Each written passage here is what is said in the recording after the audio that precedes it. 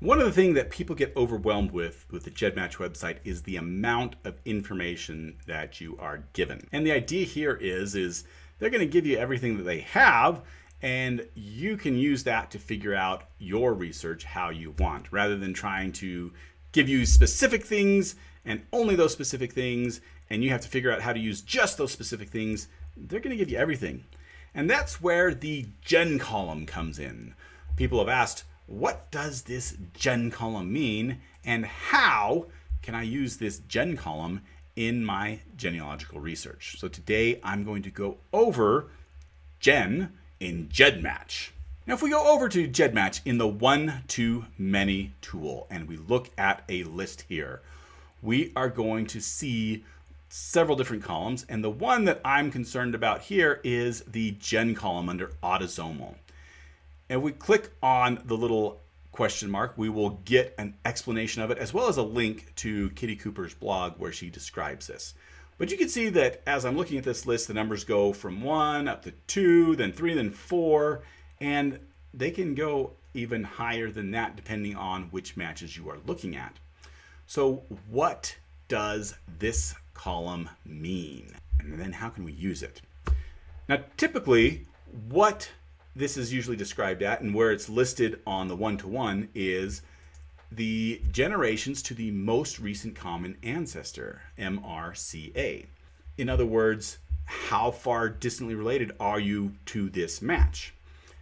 Now that verbiage in there has a couple of caveats here. So first off, if it's listing your parent or your child, it says that that gen number should be 1, which makes sense because you're just one generation from either your parent or your child. Then it says an aunt or niece is about a 1.5, okay? If you think of going one generation to your parents, another generation to your grandparents, and then we have to subtract a generation to go to our aunts, well, we're actually really only subtracting a half a generation.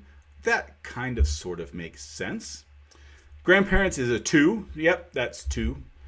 Interestingly enough, siblings are a 1.2, which when we think about the difference between going through an aunt or a niece to versus a sibling, we said for an aunt and niece we're going back 2 and then coming forward 1, but it's really only a half because it's not the same person.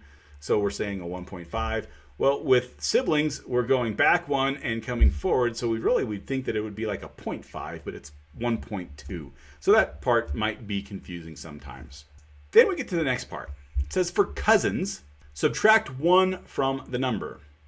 So if it shows generations of 4, the suggestion is third cousin. So let me go back to my one-to-many here really quick. So I have these ones, and this is all either me or my parents. And then I have a 1.5, 1.5, 1.5. Those are going to be my aunts. And then I have some 2 aunts, uncles, or grandparents. Oh, those are grandparents actually. I know they're grandparents because I have my GEDmatch on them. So my grandparents show up as 1.5s. And then we get to a 2, 2.5, and then we get into these 3s, 4s, and that, and for cousins. So using what this says, you would assume that a 1.5 is about a first cousin once removed. A 2.5 would be about a first cousin once removed, because that would then be 1.5 cousins, I guess. A 3.5 would be about second cousins once removed, maybe. So let's take a look at some of this data in a different way. Now, Kitty Cooper's recommendation is that we follow up with anybody who is a 4.5 or less. So in other words, about a third cousin once removed or less. Start with the closer ones. That's common sense with a lot of DNA research. You don't want to go and pull out somebody who's 6 generations removed from you and try to figure that out right away. You want to make sure you have all of your close relatives figured out first, so that you can link those close relatives to these other more distant relatives as well. And finally, this tells us that accuracy in autosomal matching declines after third cousins. So if we're looking at anything more than third cousins, then that is going to decline. In other words, if you're looking at anything above a 4 on generation, that accuracy of that is going to be very questionable. Now let's look at this data in a different way. What I did is I took, I think 3,000, 1,000 matches, 1,000 my top matches, and I basically graphed how much shared DNA to what the generation is. And you can see that as we get closer to almost no shared DNA, we are up to practically 5 generations and sometimes even more. This only went down, I think, to about 18 centimorgans or so. Whereas if we keep going over with more, we're seeing that generations go up and up and up until we get to the 1, which is our parents or our children. So if we start to graph some of these people on here, our parents is really easy. They share a very narrow amount. You're going to share right around 3,500 centimorgans with your parents or with your children, for that matter. And that makes sense because we get a set of chromosomes from each one of our parents, and a set of chromosomes is 3,500 centimorgans. Now, when we're talking about every other relationship, it's not an exact number. We may throw around exact numbers at different times, but what it really is a range of numbers. So we start with siblings, and you'll notice that our siblings share from just above 2,000 centimorgans to just below 3,000 centimorgans. Anything in this range could be siblings, and this includes not just regular siblings, but 3/4 siblings. It doesn't include half siblings. So the next group we have is sometimes called the quarter group, and that's because instead of sharing 50% of DNA like siblings do, we share 25% of our DNA on average. And this includes grandparents, aunts, uncles, nieces, nephews, and half siblings. Now, what you will notice in this group is that it starts to overlap the siblings group. Now, not by very much. What this means is that you could have a grandparent that you share on the high end of DNA with, and that's as much DNA as you share with a full sibling who happens to be on the lower end of what that group typically shares. And this is one of the things that we will see as we add each group, is that there's going to be some overlap and more of it. So we have the first cousin group. This includes not just first cousins, but great grandparents, great aunts and uncles, and half aunts and uncles, half nieces and nephews. You'll notice that there is a little bit more overlap than there was between the quarters and the sibling group. And we continue to go up this line and we get to the second cousin group. Now there's more overlap with the second cousin group and the first cousin group than with the other ones, which means it's much more likely to have somebody that maybe looks like a first cousin, but it's really a second cousin, or vice versa. And we can go down further and further, but in order to start to see some of the other groups, we've got to change the scale. You'll notice here, this is going from 0 to 3,500 centimorgans. And now I'm going to change it so it's going from 0 to 250 centimorgans.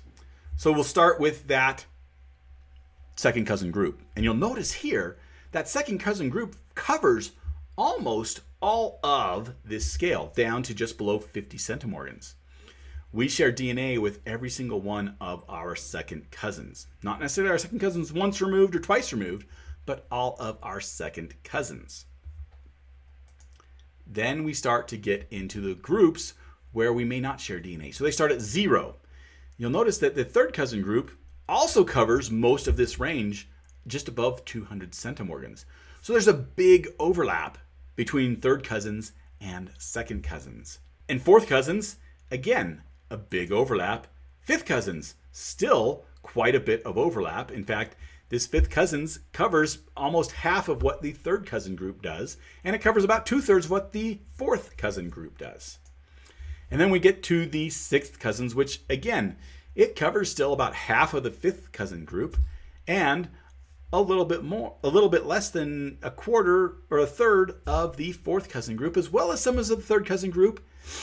And if you look closely, you can see that, hey, this sixth cousin group, it also covers some of the second cousin group.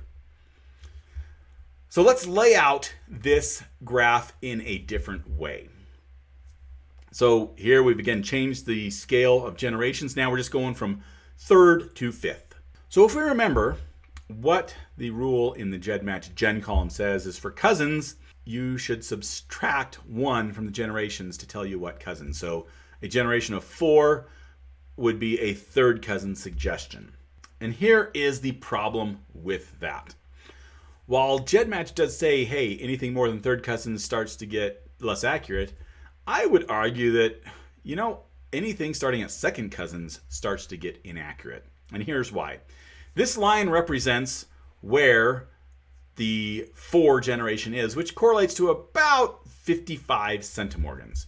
In other words, this generations is really just a substitute for the number of centimorgans. And as we can see here, at 55 centimorgans, not only could we be in the third cousin group, which that rule of thumb would indicate as a possibility, but we could also be in the second cousin group, the fourth cousin group, the fifth cousin group, or the sixth cousin group. In other words, it's not just a third cousin as a good suggestion. There's, a range of 5 levels of cousin or more that you could be. I haven't plotted on here 7th and 8th cousins, but there's some where, depending on how much centimorgans you share, in that 25 range, you could be 7th or 8th or 9th or 10th cousins with that, as well as 6th, 5th, 4th, and 3rd cousins. Here's my point in showing you this. The gen value on that chart, it's helpful for siblings, for grandparents, for even first cousins and people in that area. But because the number of generations is basically calculated from the amount of shared DNA that you have, you can just use that value. And so actually in my research, I've never really used the generation column or even look at it or pay attention to that generation column, because all that information is contained within the amount of shared DNA that you have anyway. And that's what I would recommend. Start with looking at, let's say, 35 centimorgans and above. That's right around where that 4.5 level is. And if you are able to identify who those people are, then great, you can use that to help find some of the lower ones. But I would say don't use the generation columns if it's above 3 as an indication of how closely related you are. As you can see, we just looked at number 4, and you could be anywhere from second cousins all the way up to 6 cousins. That is quite a spread. You're talking about 150 years or more difference between where your most recent common ancestor is, just with that number. Now, if you would like to learn how to use the one-to-many tool, then check out this video up here. But if you want to learn something else about DNA, then check out this video down below. Now, the last part of this is that Kitty Cooper, so forget that. Let's look at this data in a different way.